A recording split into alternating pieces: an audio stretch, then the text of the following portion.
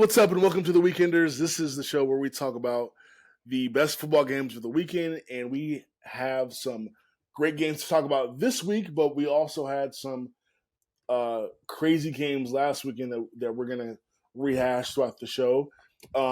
Just me and Bobby here today for this episode, but something that I want to do and that we'll do and pretend that Lexi is here with us that I was like really excited to start the show with is I guess a cheers or a celebration to our college football teams all getting through the first 4 weeks of college football 4-0. That's not an accomplishment that is easy with a group of people that cheer for different teams, but Michigan, which Lexi is a fan of, Oklahoma, which obviously you're a fan of, Bobby, and North Carolina, who I'm a fan of myself, all in the top 25, all 4-0, all have gotten through, different adversities or whatever of the season. So I forgot to pour something to drink, but just a pretend cheers to 4-0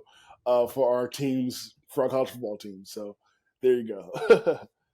Yeah, absolutely exciting stuff across the board. Everyone kind of saw it from Michigan. I think most people saw it from OU and North Carolina. Mostly optimistic there, but you know what? I'm going to celebrate everything. So I'm all in favor of being 4-0.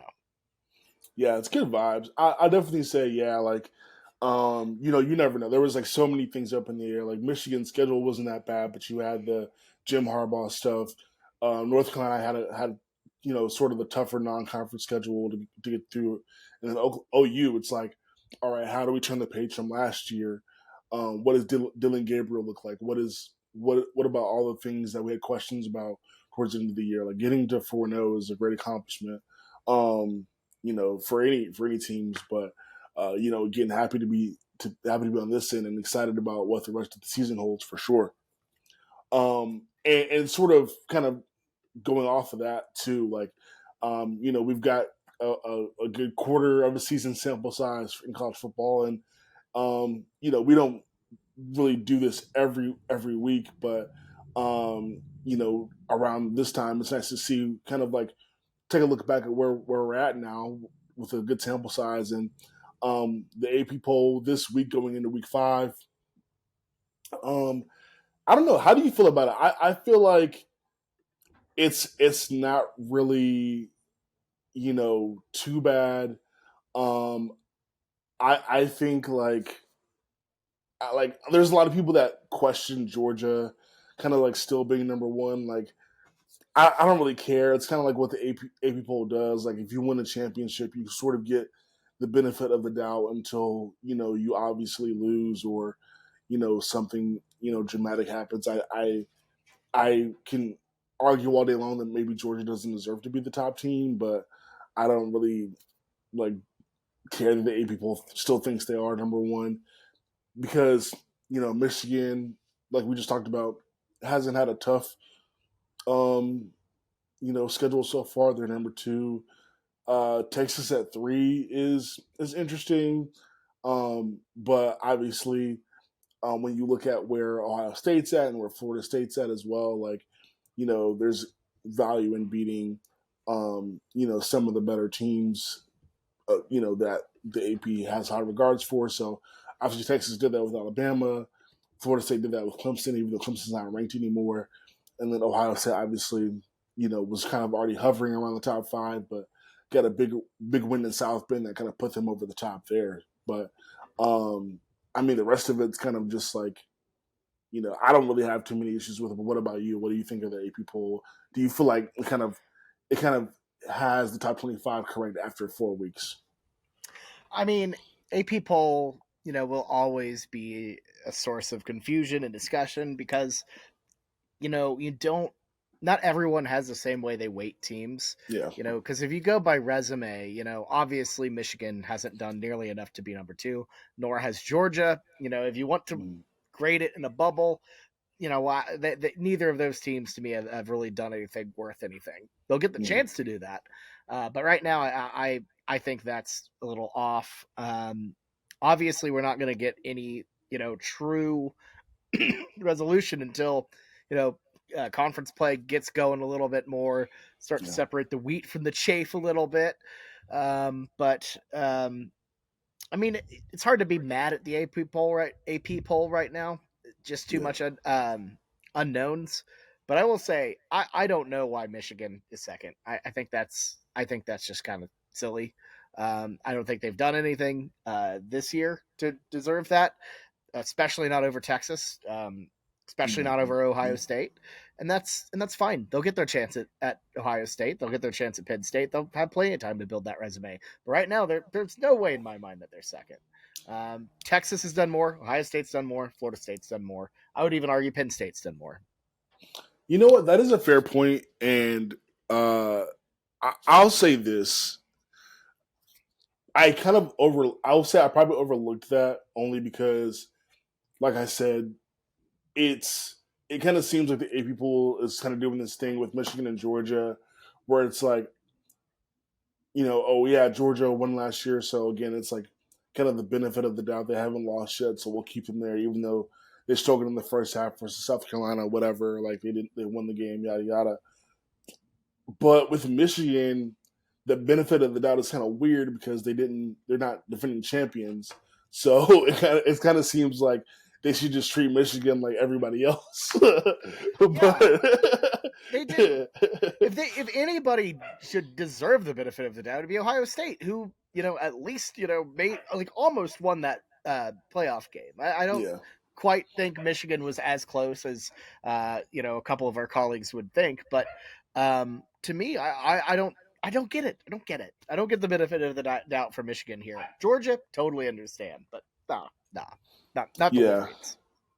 yeah. I'm just like kind of refreshing my memory with the schedule just to see like if because sometimes you kind of get like the okay, you kind of feel like they had the preseason notion that Michigan was the second best team in the country, and so yeah, I mean, looking at the schedule, like it's kind of sometimes there's a thing where it's like, all right, we thought they were the second best team in the preseason.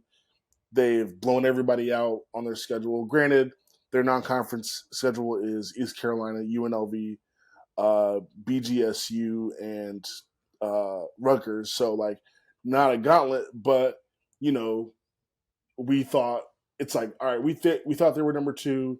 They've beaten all the teams they're supposed to beat by multiple scores. Like, we're just going to keep them up there. So I understand both sides. I understand like there's a there should be teams that that play in tough games and beat really good teams should have their resume weighted differently than uh, other teams. But at the same time, like I also understand like, all right, well, if a team you thought was great is blowing everybody out, then like whatever. So like it's interesting. It's an interesting discussion. I kind of see both sides of it, but yeah, yeah, Yeah, and I mean, I'm not faulting the Wolverines for going 4-0 against bad yeah, competition. That's but I don't think they've deserved number two yet. They haven't yeah, done anything. They'll get the yeah, chance, but yeah, put Texas there, put Ohio State there. Just not Michigan. yeah. All right. Well, yeah. Speaking of getting a chance to show more, we've got some couple games in college football where some teams will have to, I guess, kind of bounce back, and some other teams will have to kind of prove themselves. And there's a lot of good games this weekend in college football, just like there was last weekend. But and it was a little tough to choose which ones to talk about today. Talk about in detail, but like these both of these games that we're going to talk about are kind of very similar to me. Now this one we're going to get started off with is USC at Colorado.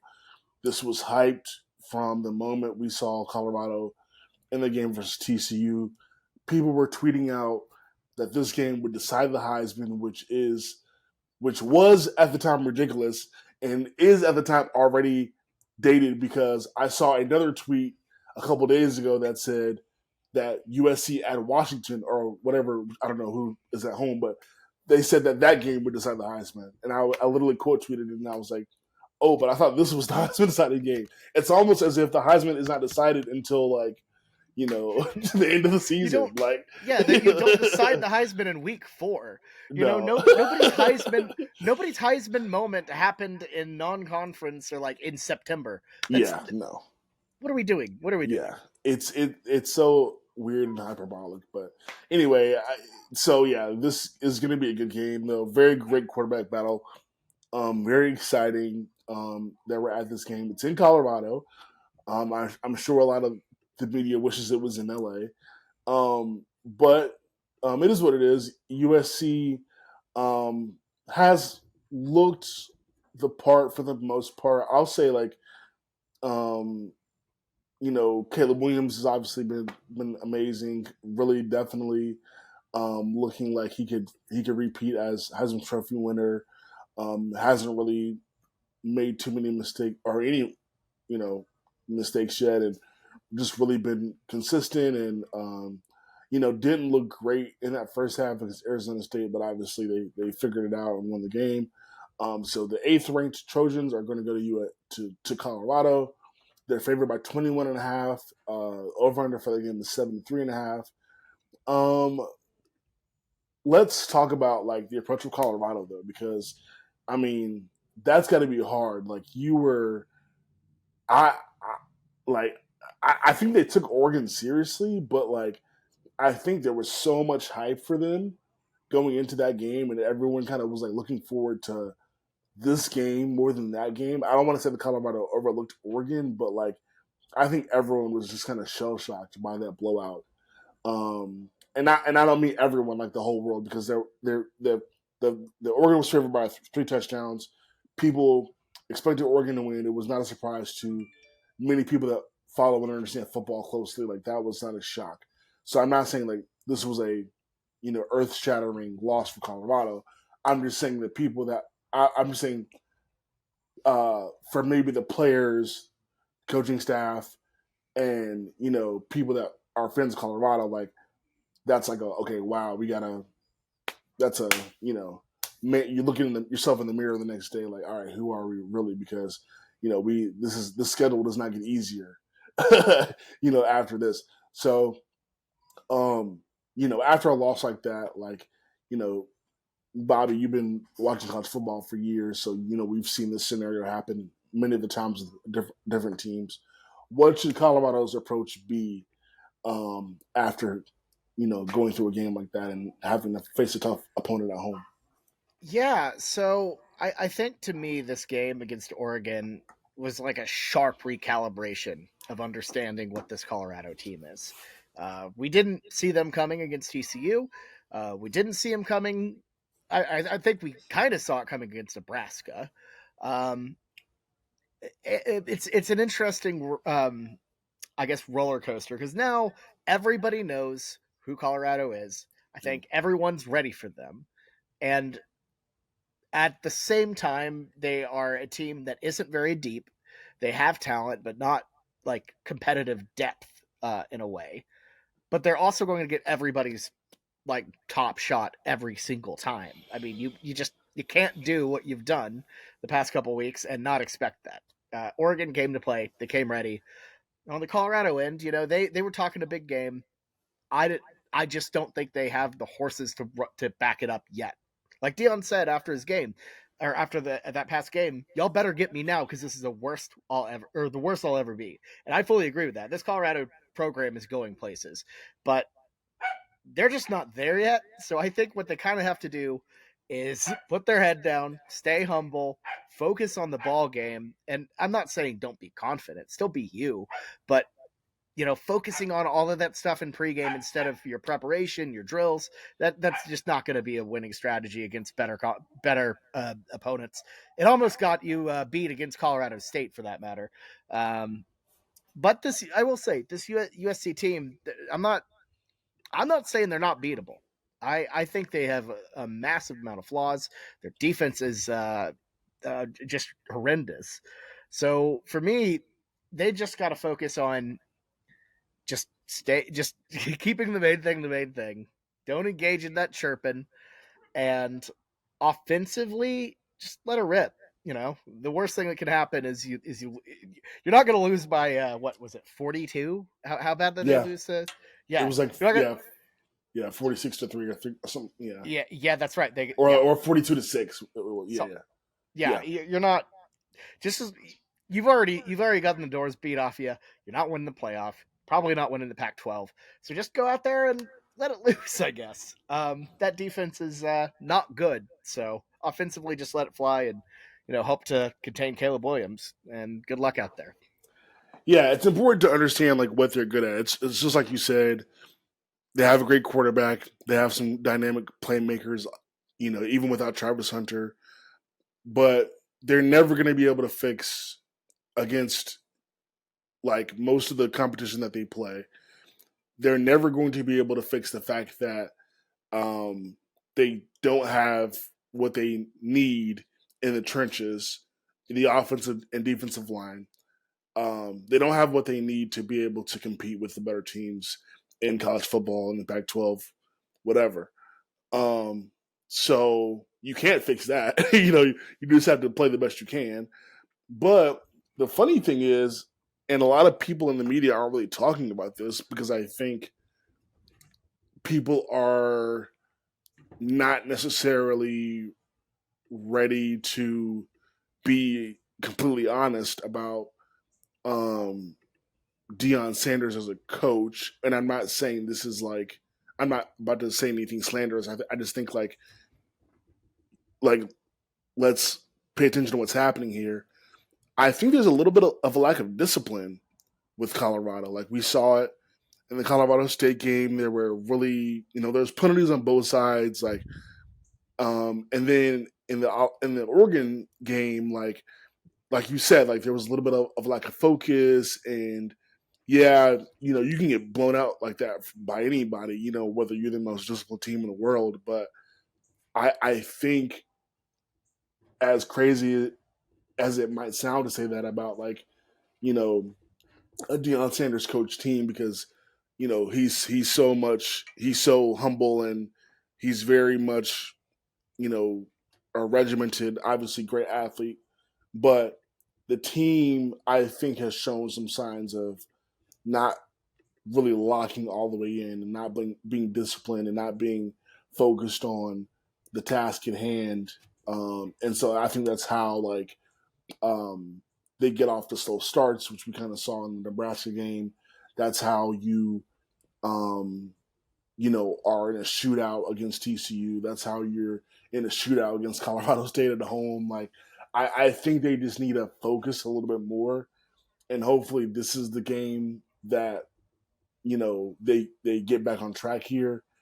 Um, so because again, you're not going to be able to fix the fact that you don't have you don't have help in the trenches. So I think if everyone else does their job and does it just with a little bit more focus and attention to detail, then that's how you can stay competitive in this game and others in the future, and that's how you accomplish your goals of bowl eligibility or whatever it is. Because, like you said, Bobby, like they're not a playoff contender, they're not a Pac-12 contender.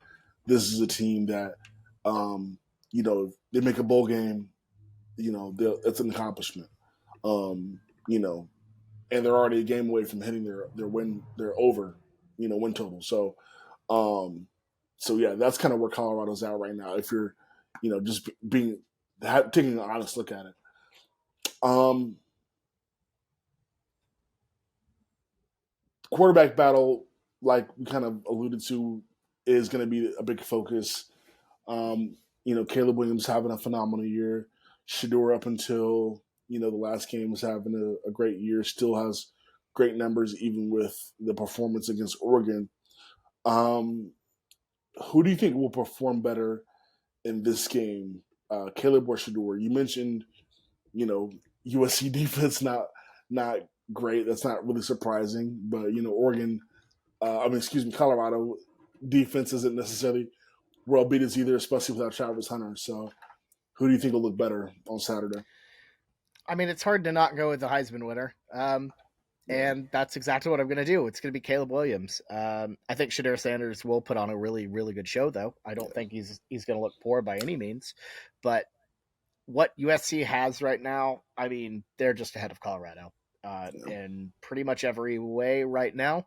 And I think because of that, that's going to really help. It's going to really help Caleb Williams put on a show. He has better talent around him, flat out right now.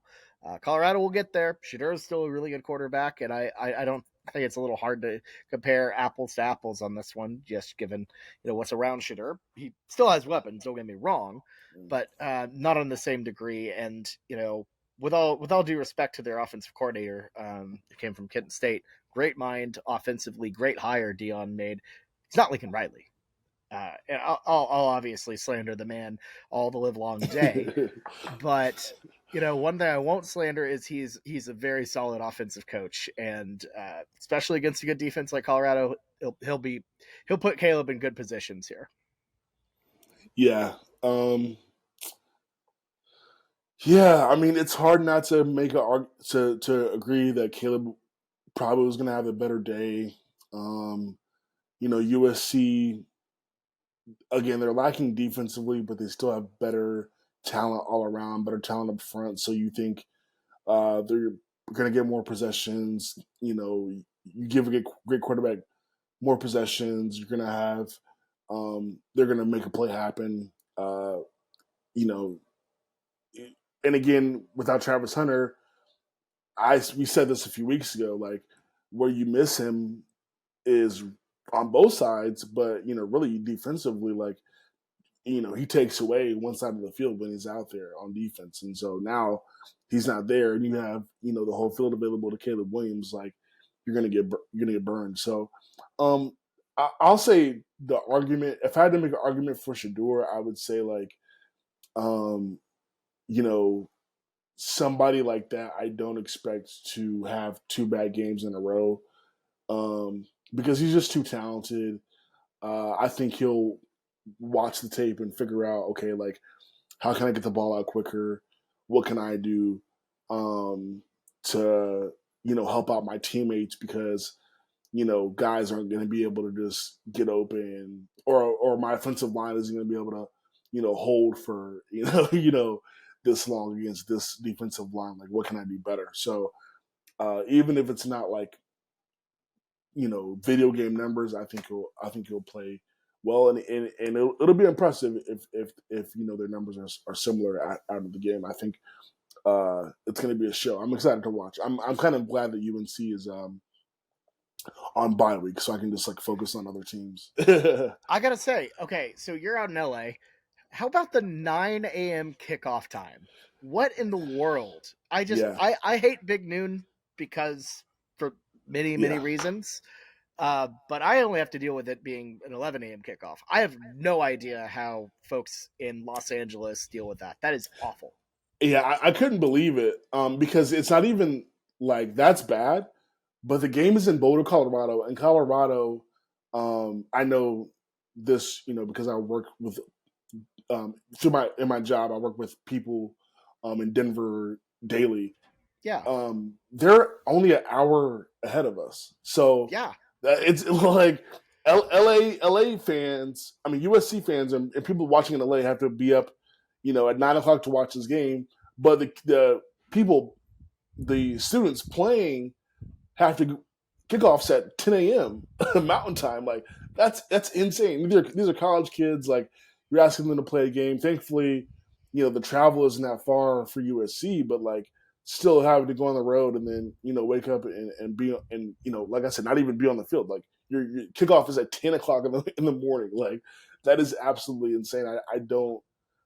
I don't understand. Like I think Fox has to figure something out with that like big noon thing because it's or at least like have big noon like do some other game and if you want like Joe Klatt and Gus on the broadcast like put them on a later game like ABC does it. I mean not ABC, excuse me, ESPN does it all the time. Like ESPN will have college game day in whatever place, and then if they want Kirk and I forget. Sorry, forgetting the guy Kirk Chris normally Fowler. goes with him. Chris Fowler, brain fart. Oh, Sorry. good. Uh, yeah, if you want Kirk and Chris to do a later game, like they'll put Kirk and Chris, wherever, like wherever the top game is. Like you don't have to have Gus and Joel do like the big dude kickoff game every time. Like, I don't really understand that,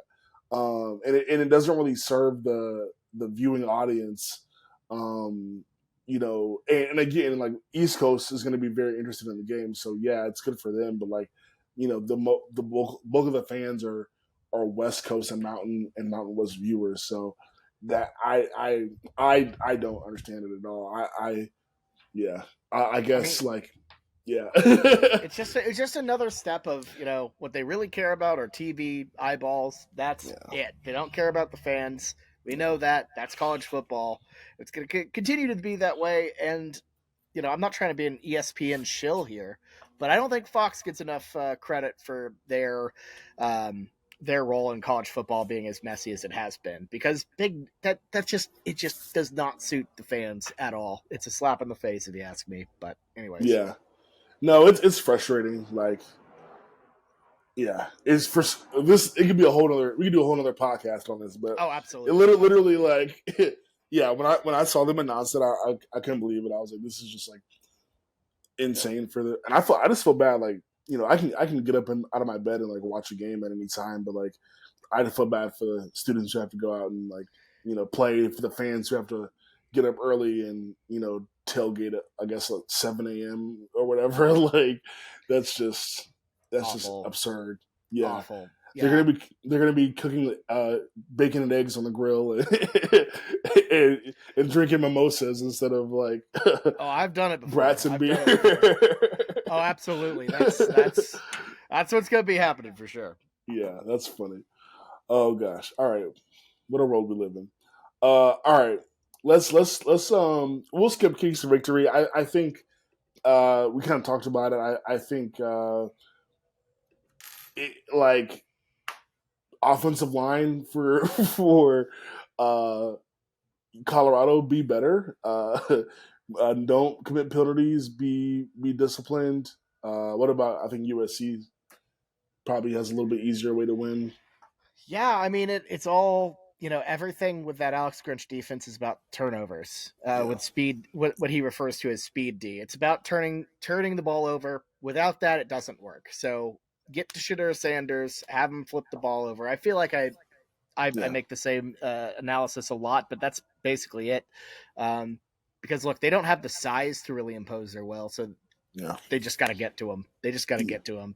Yeah. All right. So you got USC winning this. I got USC as well. I think. Um,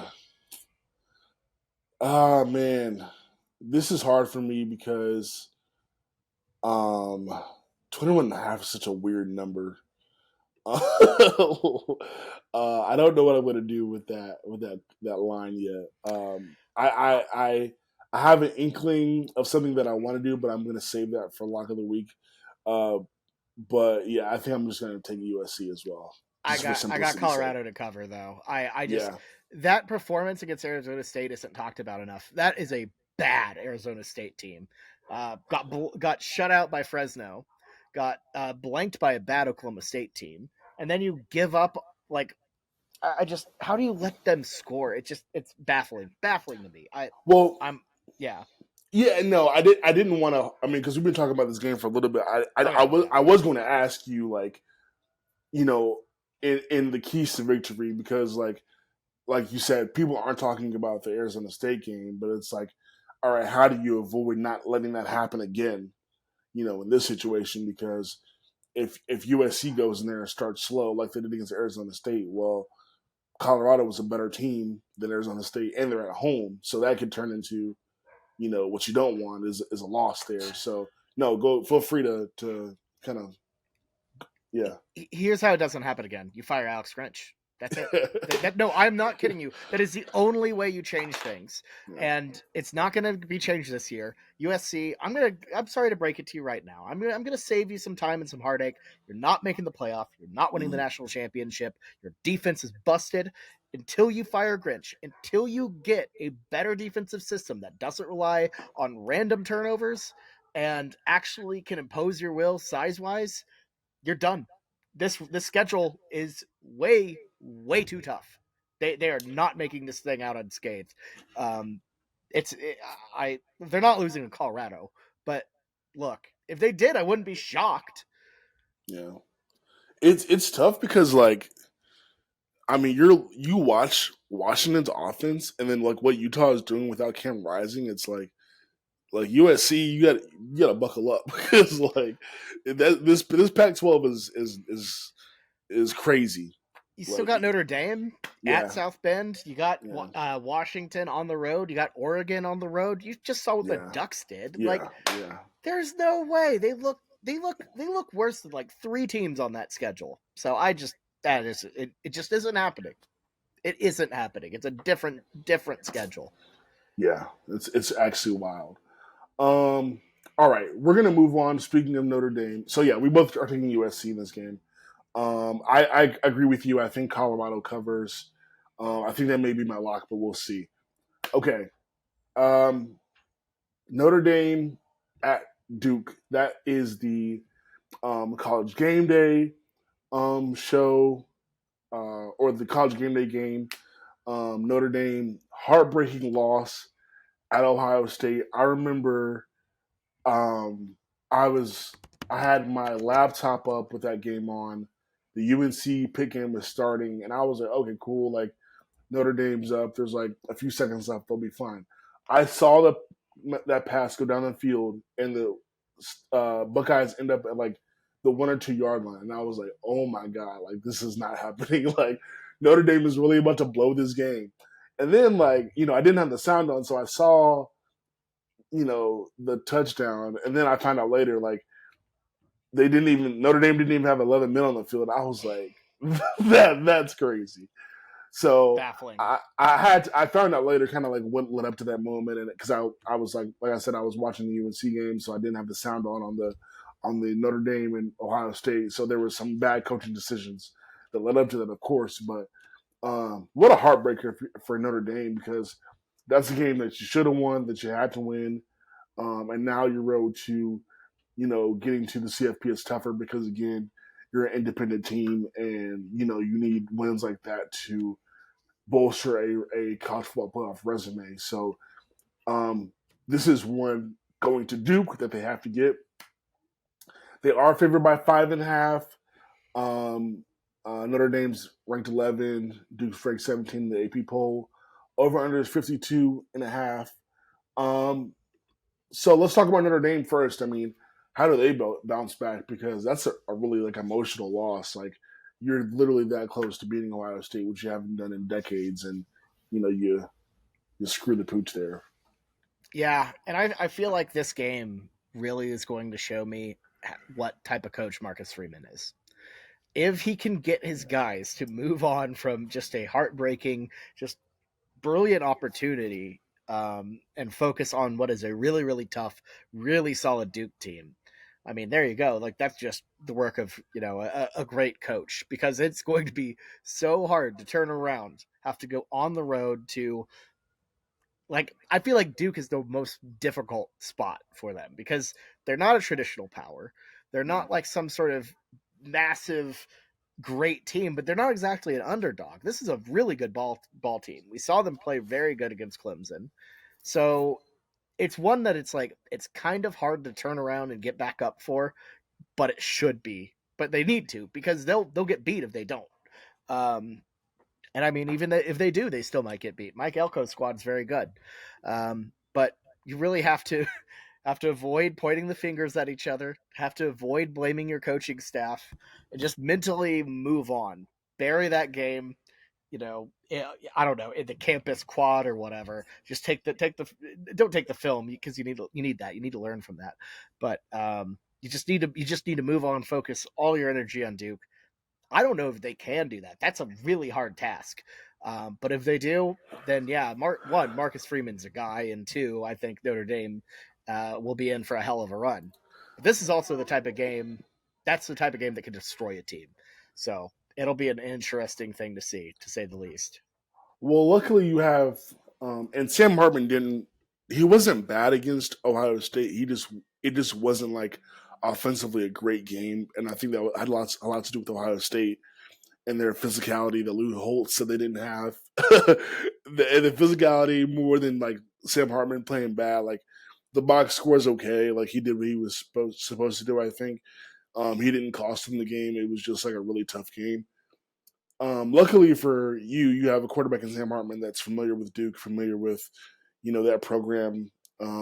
So at least you have some comfort in a quarterback that's experienced, you know, knows how to bounce back from tough losses and going into a place in Duke that is a familiar, you know, school, field, environment, all that stuff. Um, Now let's talk about this though. Like, how good is Duke actually? Because here's my thing.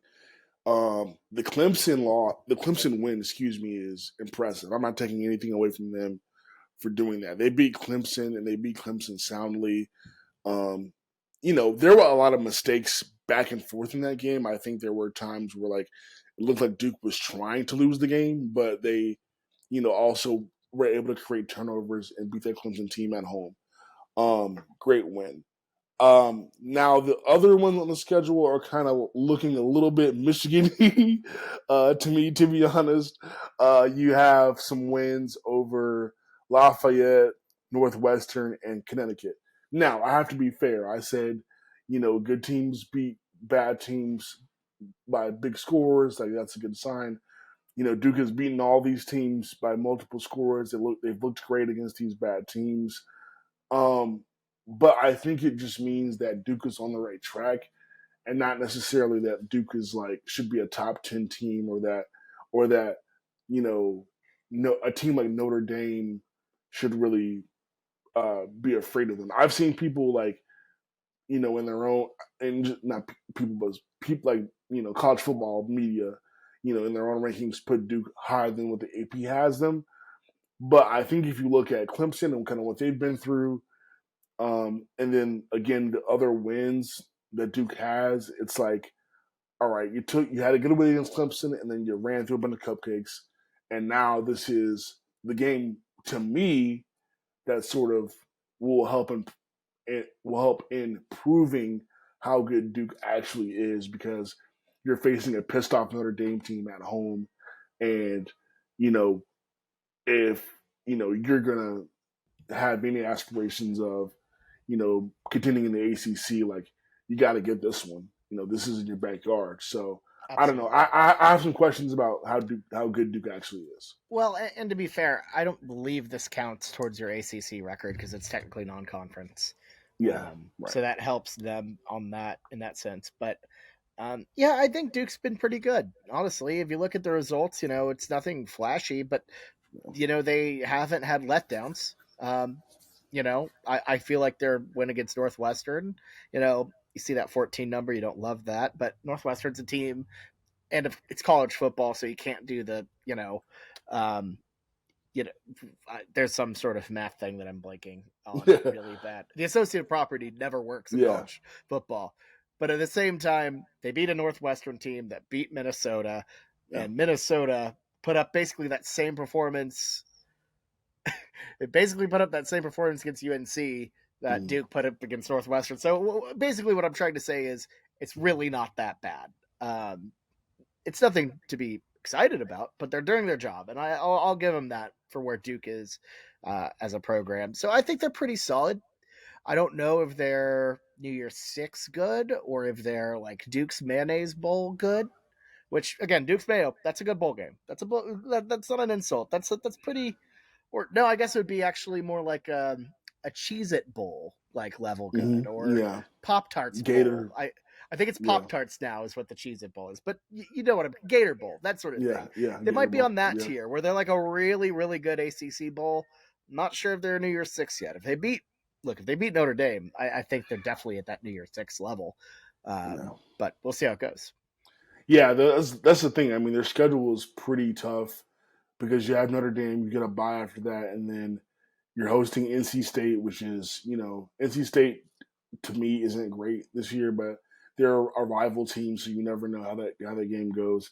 And then it's at Florida State and at Louisville. So by the time we get to November, you're going to know exactly how good or bad Duke is because three out of those four teams or I should say, two out of the four teams are definitely hoping to compete for the ACC, and two out of the four teams.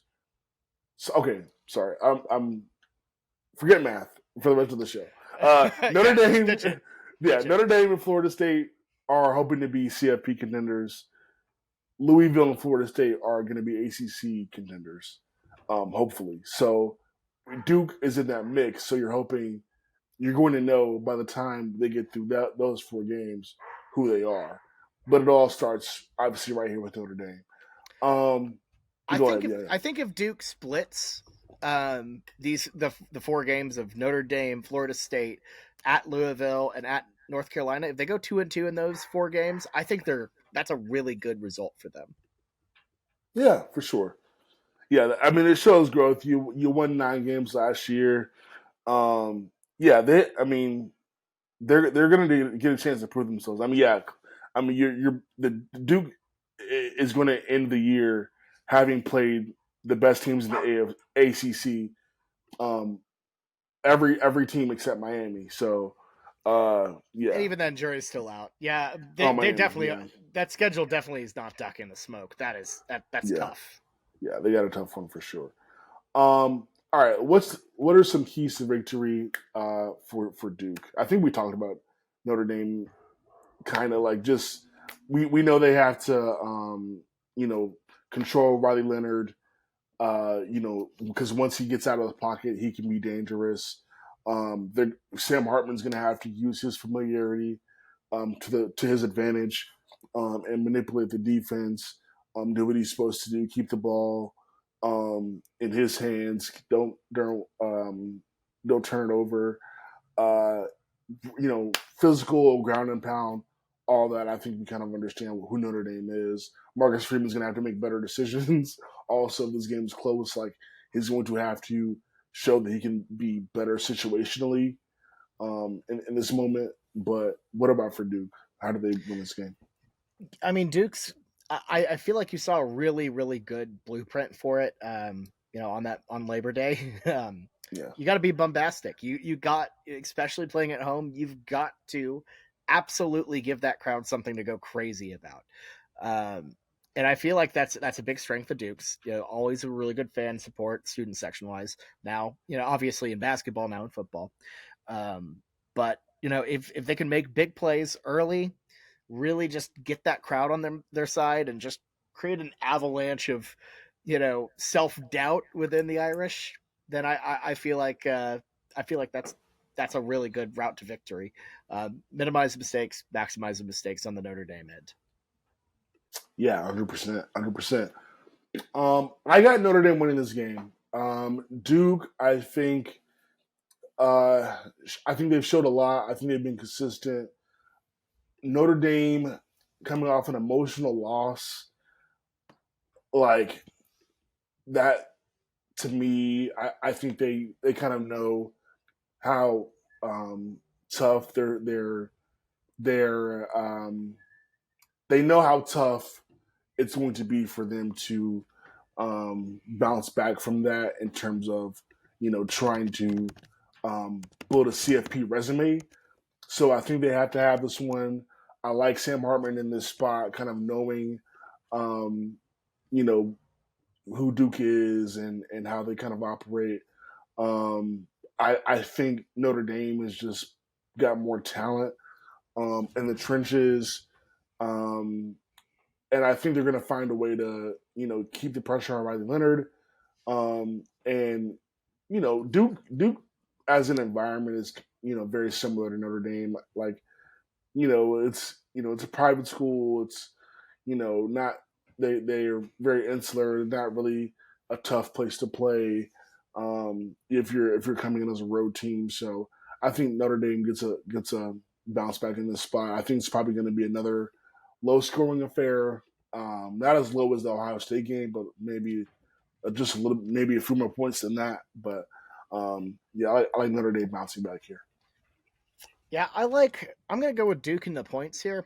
I feel like where they're at, their confidence is at an all-time high. They have a absolute juggernaut of the sport coming in at a point where they're pretty emotionally shattered, I imagine, feeling a little low, maybe living in last week a little much. Um, and just because of that, I love a home dog. I love going with the home Yeah. underdog in these sort of things. And Duke isn't; they're not bad at all. So I think to me, I think Duke gives it a really good fight. I kind of think they win straight up, but thankfully we have a point spread where I don't have to go with that. I think they keep this thing close. I'm with you. I think Notre Dame is going to slow this game down, make it choppy. They're I it's weird to say they're disciplined when they just lost a game due to a absolutely bonehead mistake. But when I feel like when you screw up like that badly, the response usually is drilling stuff into your head and not making mistakes the next time around. I feel like Notre Dame is going to play a clean, solid ball game where they slow things down. But ultimately, I think Duke just has enough to keep it close and gets that cover.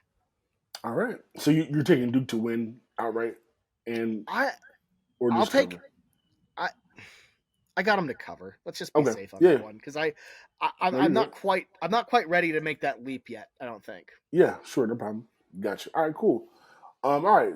Should be a good game. Looking forward to the college slate. We'll get into some more of the games in our rapid fire picks, but let's do a couple more deep dives. And to the NFL we go for Thursday night's game against the Lions and Packers. Kind of sucks we're talking about this game without Lexi, but I know. we have a job to do. We have to move forward. But no, so we kind of just talked about, you know, are we buying or selling Duke, and we're gonna sort of apply the same discussion here to Jordan Love and the Packers. Um, uh, are you buying or selling Jordan Love? Let me just talk about the game first. Sorry, Thursday night game, Lions Packers.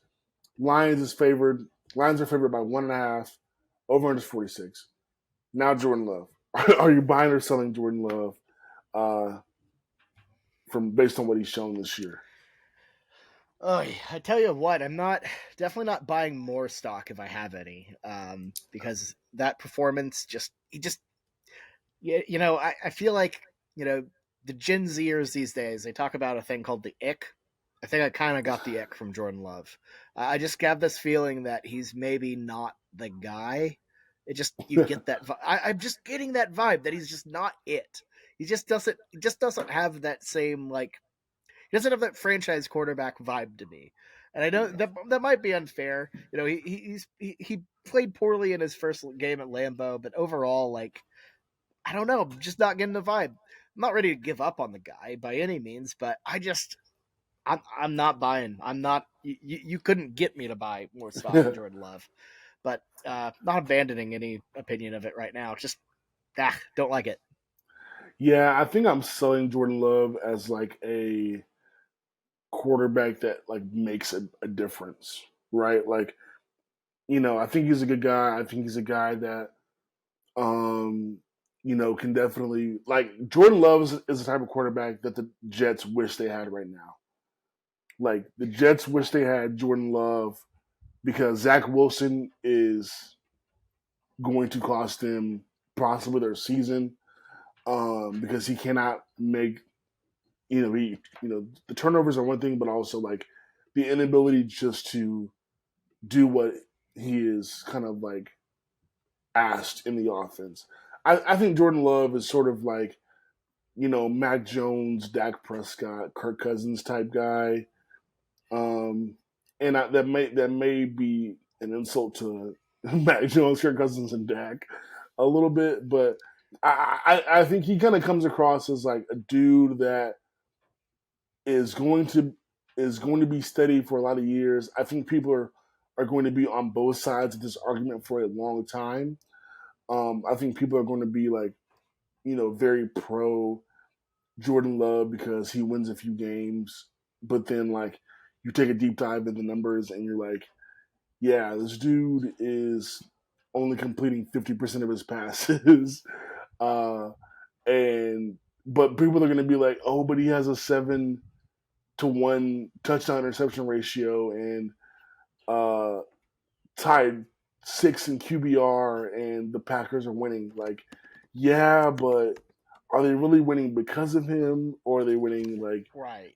because they have a good In team and he's spite just of like him, yeah. taking care of the ball? It's like he's one of those guys, and those guys tend to last a long time in the NFL. And to his credit, I mean, he sat behind Aaron Rodgers for I think it's been 3 years now, and so that's probably why he's made it to this point is because you know he's been he's been good enough, right? He's been good enough to back up Aaron Rodgers, and now good enough to take the starting spot.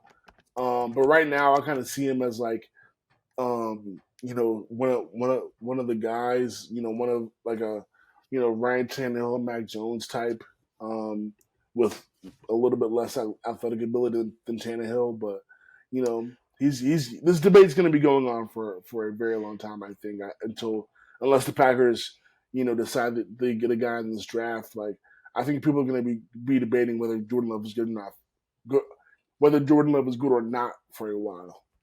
Yeah, and I think a lot of that is maybe a little unfair on Jordan Love, the situation he's in. Could be, yeah. I feel like the media has kind of hyped up, I mean, just thinking about the coverage before last week's game, it was all, Brett Favre for this many years, and then Aaron Rodgers for this many years, and now it's Jordan Love's turn. And I'm like, okay, that's Yeah. just too big of a. That's like what 3 decades of a legacy to kind of put on this guy's shoulder. Like that might not be fair. Because he might have a solid career. Not everyone are those two people, and probably for the best, in some ways. But yeah, I don't know. Is he going to be Brett Favre or Aaron Rodgers? Probably not. No, most people aren't. Yeah. But that's going to be the standard he unfortunately has to live up to. That's just kind of the way it is in Green Bay. Yeah, 100%. All right. So, question: which team is more likely to make the playoffs? The Lions, who are now 2-1. They got wins over the Falcons, and the Chiefs lost a heartbreaker to Seattle, or the Packers, who are also 2-1 from beating the Saints, and the Bears. More likely to be a playoff team. Do you think? I'm Yeah, taking the Lions. I'll just say that. yeah, it's the Yeah, Lions. Easy Lions. I don't even know if we need to talk about it all that much. I've just been way more impressed with Detroit. They should be yeah, undefeated. They lost a really unlucky one. yeah. But yeah, no, I mean, if we're talking about just sheer teams, yeah, it's easily Lions. Yeah, the Packers are going through some injuries right now. They're missing like Bakhtiari, Aaron Jones. I mean, but I think Watson, the top running back. I mean, wide receiver. Excuse me. But I think even without that, like the Lions are just better, more talented. Jared Goff, got more juice to him. The roster's more better to me. Um, their defense looks solid, and with the Vikings, cratering and the Bears, being the Bears again, like these are going to be the teams that are competing for the NFC North. But I think, like, I just like what the Lions have a lot more than the Packers. So I'm taking the Packers too. I mean, excuse me, the Lions to win the NFC North, and I mean, excuse me, to make the playoffs and win the NFC North. And I'm taking the Lions to win this game. I think the Lions are going to win. I don't care that it's at Green Bay. It's funny that the Packers are a road dog by a point and a half, but I like the Lions. I think they're just better. Jordan Love is going to be, be on his be on be pressured a lot. I think with Aiden Hutchinson and the Lions are going to be able to create sacks, make him uncomfortable, and I think the Lions win the game. Yeah, a road dog on the hollowed ground of Lambeau Field. That's Woof, that's a little tough, but I'm with it. Give me the Detroit Lions -1.5 there. All right. All right. Last game we're going to deep dive into is Bills hosting the Miami Dolphins, who, if you've been under a rock or you are just watching this podcast uh, as like background noise, or you've never seen football before on the NFL level, well, let me tell you, the Dolphins of Miami played another professional football team and scored 70 points, which does not happen every day, folks. Does not hasn't happened in 50 years. So that's a fun fact for you that you can go back and tell someone if you want. But yes, coming off a 70-point win where they didn't even have a second best wide receiver, the Dolphins have to go to Buffalo now, and the Bills are favored by 3. But I have a question for you because, looking at some of the, power rankings and everything like that, like some people are drinking the Dolphins Kool-Aid. So, Bobby, I ask you, the best team in the NFL, the Miami Dolphins or the field? It's field, man. It's got to be the field. Look, the Dolphins, what they did was impressive. It was great. But look, the Denver Broncos are trash. I tried to warn y'all. I warned y'all on the same porch earlier this summer that bringing in Sean Payton wasn't going to do anything because he is washed. And Russell Wilson is still washed. And look, they're just not. That entire organization is just broken. Yeah, I mean, I think the Dolphins are very, very good. I think they're an absolute contender in the league. I think they're excellent, and they might make that leap. You know, the weapons they have are unreal out of the backfield. Mostert, Arcane, or I can't remember how he wants to be pronounced now. I forgot about that. And then Tua just bringing it all together. Got a little bit of Tyreek Hill in there. Jalen Waddle was hurt. They Yeah. didn't even have Jalen Waddle. So yeah, I mean it's a deadly offense, but man, the Broncos. I think that result is on the Broncos being just that shambolic. They're they're bad.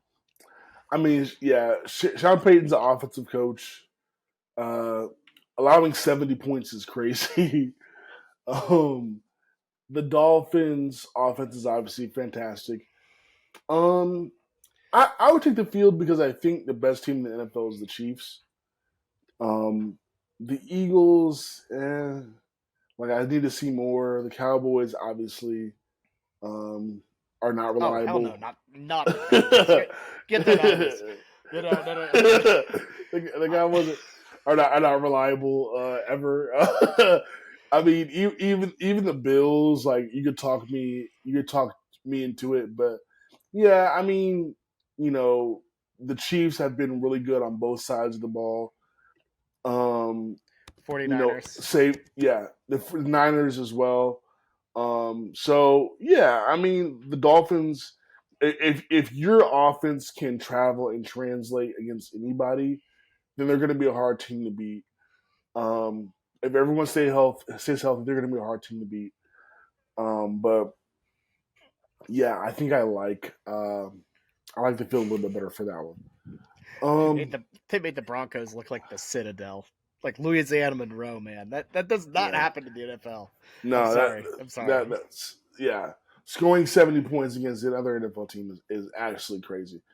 All right, but in this game, who has the edge? Because I mean, this is an interesting thing because uh, we have a offense that scored 70 points versus a defense that I believe is coming off a 5 turnover game. I know I had to hear about how Sam Howell threw 5 interceptions. I mean, excuse me, 4 interceptions against the Bills, and I believe they also recovered a fumble.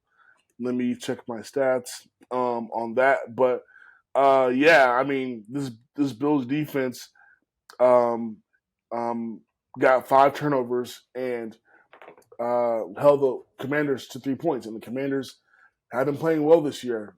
So you have a prideful game defensively, and now you have to play your division rival who just almost set an NFL record for points scored. So, who do you think has the edge in this matchup? The Bills defense or the Miami Dolphins offense?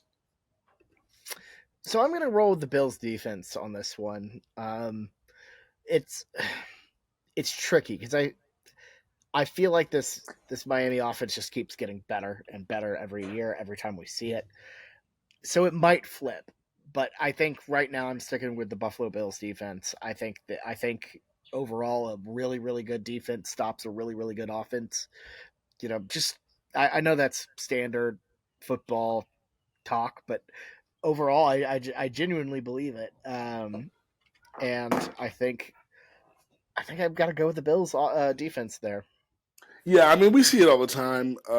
Good defenses, great defenses have stopped high-powered offenses a lot. We've seen it in Super Bowls. We've seen it in college and pro football. It just happens. Um, but however, I'm checking the weather of this game. This is a division rival, so Miami's familiar with the Bills. They're not afraid to play in Buffalo. Miami got them at the right time too. Like having Yeah, this one the be in like early fall. I believe October, first day of October.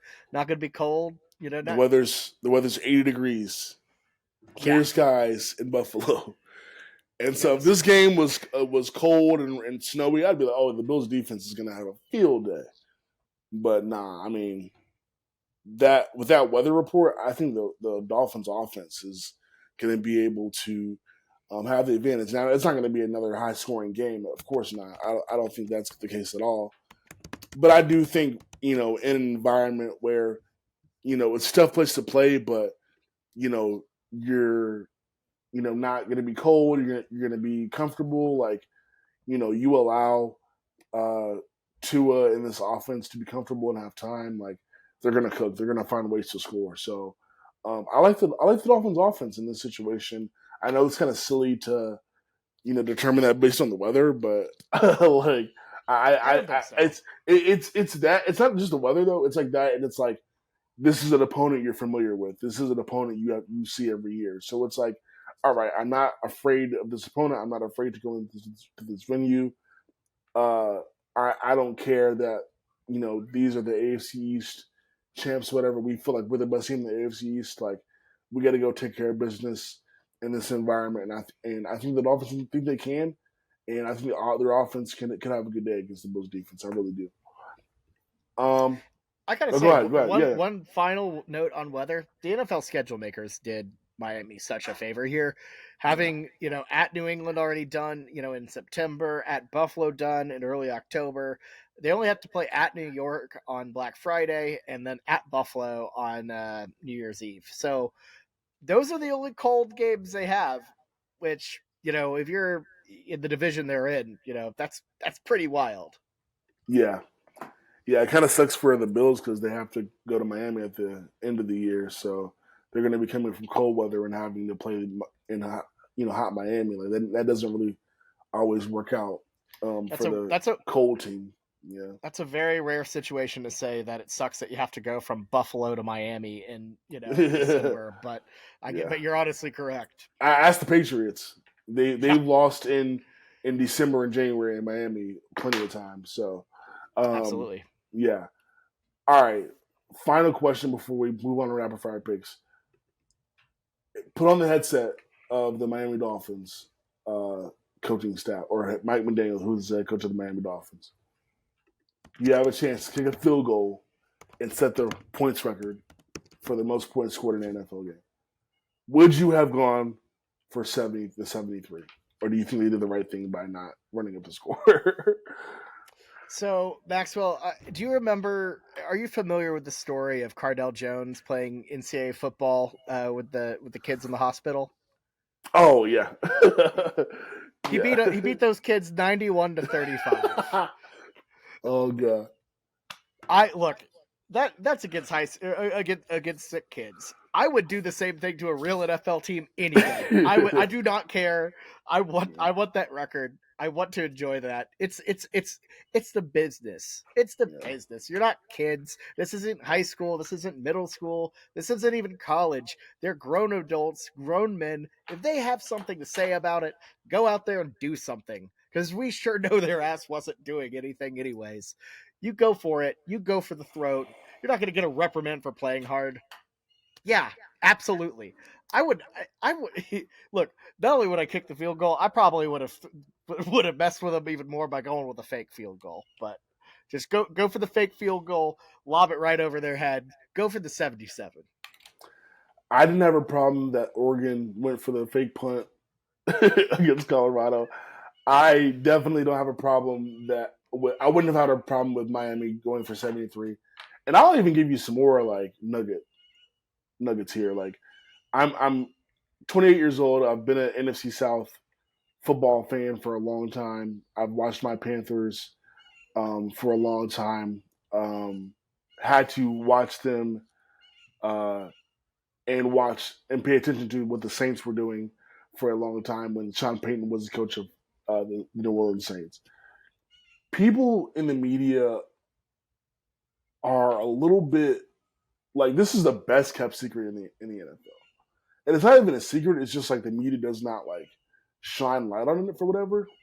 But Sean Payton has done some really arrogant stuff in his career. Like Sean Payton is an arrogant guy. Like if you just had to like go back like in his like Sean Payton is like a jerk. Like for to put it nicely. So like knowing what I know about Sean Payton and like his history, like I would have went for the 73 because Sean Payton's on the other side. Like and people and then I don't understand. I could never understand why the media treats Sean Payton with kid gloves. You know because from like Bounty Gate and like all the other things he's been involved in. Just like the nonsense. Like it's so weird how people act like Sean Payton is this like well beloved coach. Like he's so arrogant and so like annoying, and he's like one of those guys that like you know oftentimes like thinks he's the smartest guy in the room type guy. Like I definitely would have went for the 73 points and never even thought twice about it. Like because Sean Payton deserves to get scored 73 on. Like that's just how I feel. Yeah, no, I mean, feels like anytime he does something wrong, it just instantly makes me think of the Kevin James meme where he's doing the weird little shrug. And it really Yeah, does because Kevin James played Sean Payton in a movie. So yeah, like he's the embodiment of that meme. yeah, yeah, for sure. Like yeah, I'm going for 73 all day. Good. All right, we both got the Bills winning the game. Um, yeah, yeah. Yeah. I, Yeah. I think the Dolphins can have a good day, keep it close, but I think the Bills, excuse me, if Josh Allen can avoid any turnovers late, I think they'll be able to control the game. I mean, the Bills had a great defensive game, but they scored 37 points as well against the Commanders. Um, so I think this is a well balanced Bills team, and defensively, I don't think the Dolphins are necessarily as stout. So I think because of that balance that the Bills have, I like it a little bit better. I like them to win, and we both Yeah. have them to win. Yeah, I got the Bills there, yeah. I think yeah, it'll be a really good game. yeah. So do I. All right, rapid fire picks before we get to lock of the week. A lot of good games to talk about. A lot of good stuff to put in rapid fire this week. We're going to start with Georgia at Auburn. Georgia's obviously still undefeated. Auburn's 3-1, looking pretty good under Hugh Freeze. Who do you like in this game at Auburn? Georgia rolls big here. Um, I think Auburn, they're all right. I think after a disappointing performance, the Dogs get back on track. Yeah, 100%. I agree with you. I like Georgia as well. All right, this one is an interesting game in the Big 12. You got 4-0 Kansas going to Texas. Kansas is a 16.5 point favorite. And Kansas is Or kind of Texas like is a favorite. Oh, did I say Kansas? I'm sorry. Texas, Oh yeah, yes. Texas is a 16.5 point favorite. Kansas is, trying to, has had, some success uh, this year, some pretty good wins over BYU and Illinois. But how do you feel about this one in Austin? look, it's the week before Red River, the OU Yeah. Texas game, so Texas, you know, could be looking ahead a little bit here. I don't think they are though. We saw last week that just demolition of Baylor. I think they're a different team in terms of mentality. I don't think they're going to look ahead. But I think Kansas keeps it close. I think 16 and a half is a little disrespectful to Lance Leipold and that team. That is a pretty solid KU team. I think they keep it close, but Texas just ultimately too much firepower gets the win. I think Texas understands. Texas showed me against Alabama that they understand like the importance of the moment and the importance of what they have coming up. So I think, like you said, this could be a trap game looking ahead to Oklahoma, but I think this team gets it, and they're like, okay, we need to we have benchmarks here if we're going to be back or whatever. So I have confidence, especially at Texas, that they'll be able to handle this game. Kansas is a great story, but I think Texas kind of knows what's in front of them, and they take care of business here against the Jayhawks. Um, all right, next LSU at Ole Miss. Ole Miss lost to me.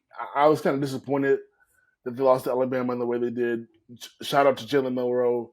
Great bounce back, way to fight back. I feel like Ole Miss just made a lot of silly mistakes and they didn't really look buttoned up. It kind of was like disheartening, I think, if you're an Ole Miss fan. Tough to win in Tuscaloosa, but like I feel like that was just kind of a disappointing result. LSU won a close one over Arkansas, um, trying to kind of get back on the horse and compete in the SEC West there. But um, yeah, Ole Miss, excuse me, hosting Brian Kelly and the Tigers. How do you feel about this Ole Miss, I love you, but you are not serious people. one? Give me LSU to go in here. I'm tired of the antics. I'm tired of the hype. They're never, never, never what they actually are when it comes to real competition. So Yeah. yeah, Tigers on the road. Yeah, Tigers favored by 2.5. I like this. I like Tigers to win and cover. I mean, Ole Miss can't take you seriously. I'm sorry. Good, nice quarterback, but uh, give me LSU for sure. All right, another SEC matchup is Florida, who is ranked in the top 25, going to Kentucky. Kentucky 4-0, keeping the blue blood undefeated streak alive for the rest of us. Um, and yeah, Kentucky representing at 4-0. Um, pretty solid with their new quarterback Devin Leary. Um, haven't had haven't played anybody impressive. Like a couple wins against the Mid American Conference and Vanderbilt, but now you face a real opponent in Florida before you have to go play in Athens the following weekend. So hopefully you know if you're a Kentucky fan, you're hoping for a win, maybe going into an undefeated versus undefeated matchup versus Georgia. That could be exciting. But Florida obviously trying to also show that they're legitimate after the big win against Tennessee. Um, they beat Charlotte 22-27. That they were favored by 28. So I don't know what that means. I don't Look, know. I will never judge a team for struggling against Charlotte and Biff Poggi. Yeah. Have you seen the way that man coaches with the cutoff athletic shirt? Yeah. No. I'm. If we want to talk about buying stock, all my stock is in Biff Poggi futures right there. Nice, nice. But yeah, I don't know. Oh man, I like Kentucky. I like Kentucky. I'm with you. They asked Mark Stoops at his weekly press conference this week whether or not the early start would affect the crowd, and he said, "I have all the confidence in the world that our Kentucky fans can wake up and pound some beers." And I'm with him. Yeah, Give me Kentucky at home, big one at Kroger Field. yeah. I like Kentucky too. Utah, Oregon State, going to DJ Ulele land. Utah been Utah been coasting without Cam Rising. Very impressive. The latest on him would be nice to know for this game. I should have looked that up before I made the pick, but it looks like as of a day ago, the news was that um, Cam Rising um, is practicing and may split reps. Um, and so it looks like there's not really anything new to report. Just kind of like easing Cam Rising in with Nate Johnson as he recovers from the injury. So man, this is a tough game. I Oregon State lost a tough one at Washington State. Um, you think they could bounce back here, but Utah just has been so impressive. Without a starting quarterback, they won a close one against UCLA, so you kind of maybe question that a little bit, but uh, yeah, I think I'm gonna have to take Utah. Yeah, I'm going opposite on this one. I feel like Mm, Utah has played really well, yeah, but this is kind of a pretty big trap game. yeah, Friday night, first big game at that new renovated Reser Stadium in Corvallis. Oregon State, notoriously a really tough place to play at. I yeah, just feel like Oregon State, like this, the vibes, everything just feel right there. Um, Obviously, pretty tough loss on the road at Washington State, in the Palouse, but yeah, give me DJU and the Beavers to get a big home win. Friday nights in the Pac-12, bunch of funky stuff happens. So I just yeah, feel it. Sometimes a game, you just see a game and you just feel it. I feel this one. yeah, yeah. I definitely don't like not mad at you for that pick at all. I feel uh, like two teams sort of need this one. Utah coming going on a bye afterwards. You know that you get Cam Rising maybe back fully after that bye. Like I think Utah is going to try to do their best to take care of business here and get their quarterback back after the bye against Cal. All right, last two rapid fire picks.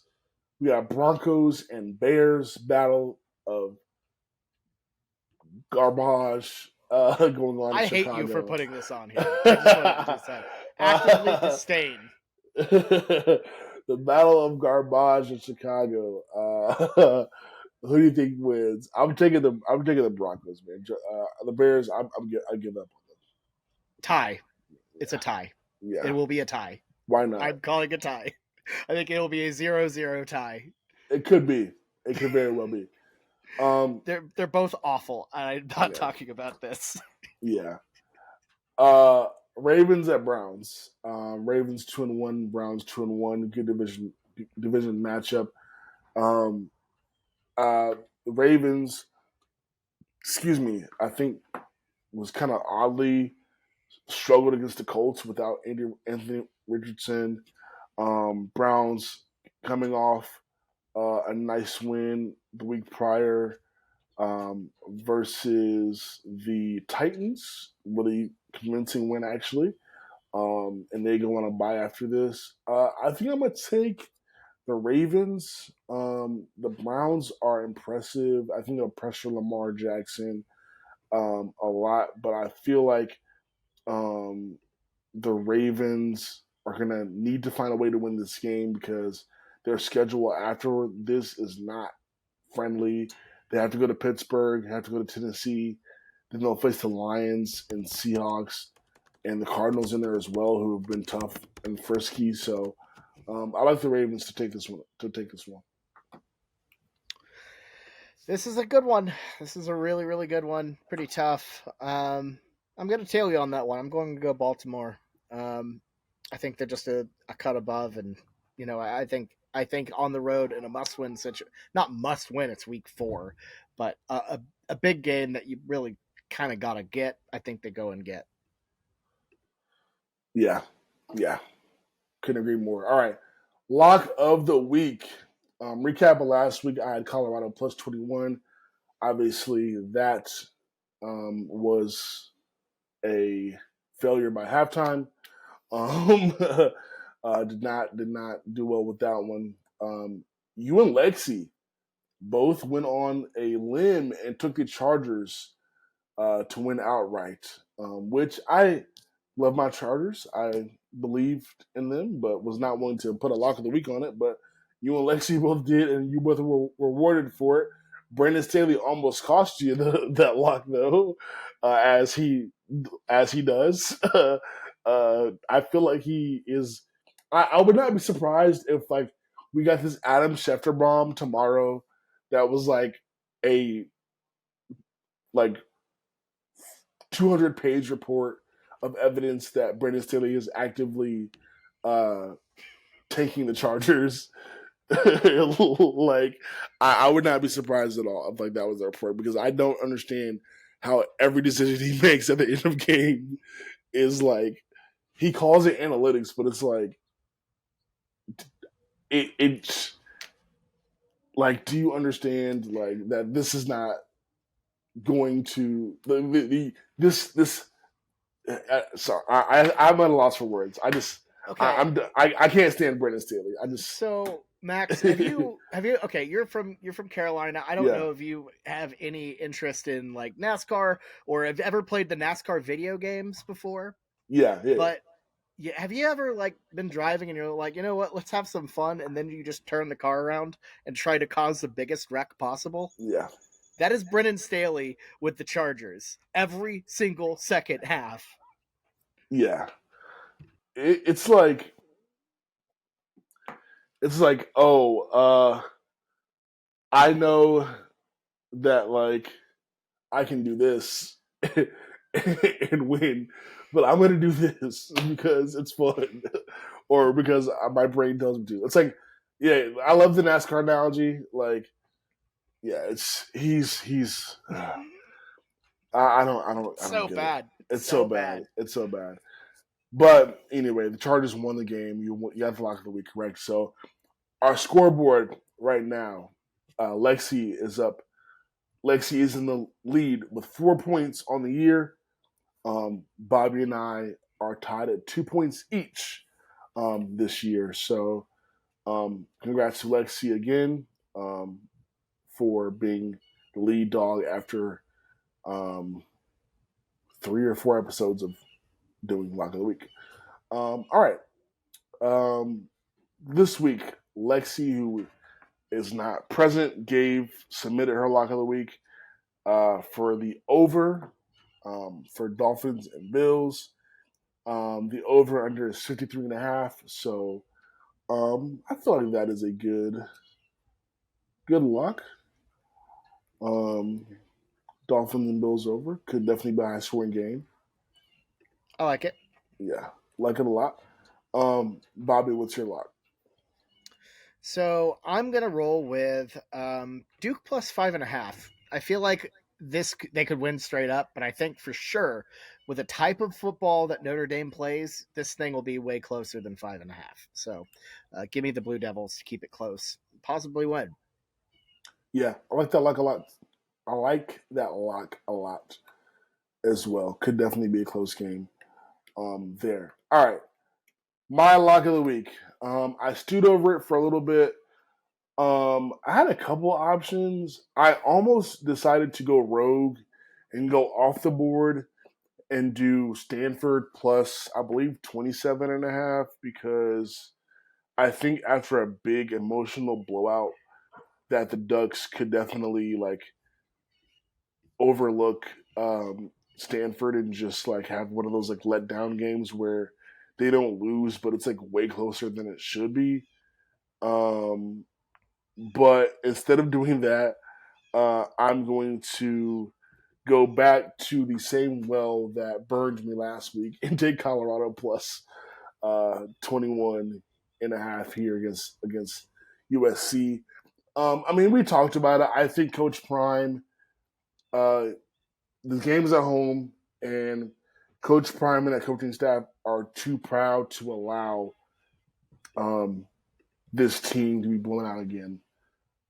I think they'll find a way. I think, like you mentioned, the USC defense is suspect. I think Colorado understands the magnitude of this game in terms of eyeballs and in terms of narratives, because you get blown out once, okay, it happens, but the last thing you want for recruiting and for the national media, who is watching everything you say and do, is to get blown out twice. So I think a lot of things may happen this weekend. I would be shocked if Colorado did not cover this game again. For all those reasons, I think Shedeur has a bounce back game. I think they play more focused, more drive. I think in the trenches, I don't see USC as being as tough as Oregon was, and that's where Oregon really manipulated Colorado last week, was with their physicality and toughness. USC is much more of a finesse team, so give me USC. Give me Colorado to cover that 21.5 spread. Yeah, great move not picking Stanford, because honestly, I don't think I could pick a side that recently had an op-ed in the San Francisco Chronicle saying that they should just quit football, like just get rid of the program. I could not support that, and not only that, Stanford's trash. I'm with you on that. I think Colorado keeps things close. Yeah. No, the Stanford thing is crazy. Like there's no other world that I would ever think that is an okay pick. Not even to mention lock. But I'm a big proponent of some trends in football are just a thing. One trend is that good teams, especially in the NFL, always bounce back from getting blown out. And the other one is that teams that do the blowing out or just have an emotional win or an emotional loss, usually their next game, the energy is down, and especially after an emotional win, the energy is down and you don't play to the best of your ability. And so teams that could be like a Stanford or whatever, it's gonna be closer than what a 4 touchdown spread may indicate. But I'm staying away from. I'm staying away from that. Right? Yeah. No. I think that rule of thumb is really good, really smart. Yeah. The only problem is Stanford is just, I think, multitudes degrees of bad. Yeah. So, smart move to stay away, but I generally fully agree with your rule of thumb on that. Yeah, 100%. All right, well, that's our show. Again, let's just to review the locks of the week. I got Colorado covering this weekend against USC plus 21.5. Bobby's got Duke plus 5.5. I like it. Lexi's got Dolphins Bills going over. They're over under 53.5. I love that. We'll see what the scoreboard looks like next week. Until then, it's the Weekenders. We'll see you next time. Be easy. Peace.